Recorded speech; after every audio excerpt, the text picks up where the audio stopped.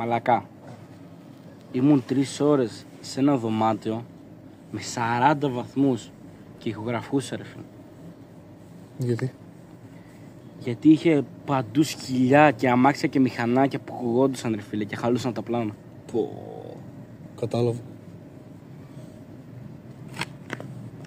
Και πώς βγήκε? Να σου βάλω να ακούσεις.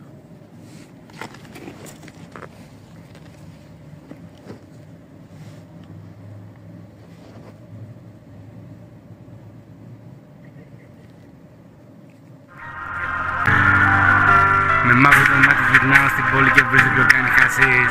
Είναι η ακόμα αρχή μας, μάλεξ, μα κοίτα μας είμαστε ο μικρό σίγμα θήτα. Πού μαλάκα! Πού μαλάκα, γαμάτο μπρο! Πού... Τέλειο, τέλειο μπρο. Τέλειο μαλάκα, ειδικά το τέλος μαλάκα, το πιανάκι έτσι πως το κλείνεις μαλάκα και... Τέλειο, τέλειο μαλάκα, τέλειο. Ρίξαμε πολλή δουλειά για αυτό το project. Εσένα? Εμένα μπρο, και εγώ το έχω έτοιμο. Απλά την ίδια μέρα και εγώ είχα κάτι παρόμοια προβλήματα. Είχα ένα από πάνω. Περίμενα να ηχογραφήσω. Πάω να ηχογραφήσω. Μέχρι εκεί δεν είχε γίνει τίποτα. Με το πάω να ηχογραφήσω, ο άλλος από πάνω τρυπάει, βάζει ράφια. Ήταν λες και δεν ήθελα να την ηχογραφήσουμε. Μαλάκα, ναι, ήταν λες και δεν μας ακούσει καν.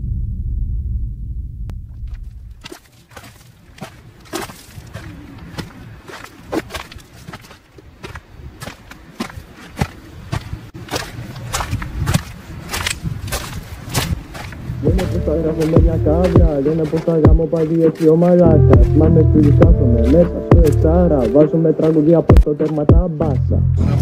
Τραβάμε αυτά. Ω, τι λέει ρε? Μην το...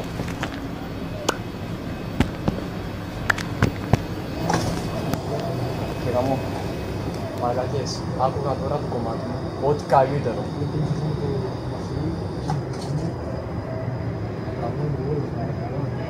Πάμε τώρα να τα ακούσουμε, στο στούντιο, πάμε.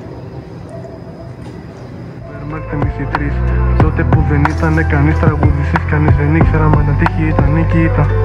Ο Ματζόρις είπε το όνομα, ο Μίγρος Σίγμα Θήτα, κλείστο. 11, 13. Όμικρον, Σίγμα, Θήτα.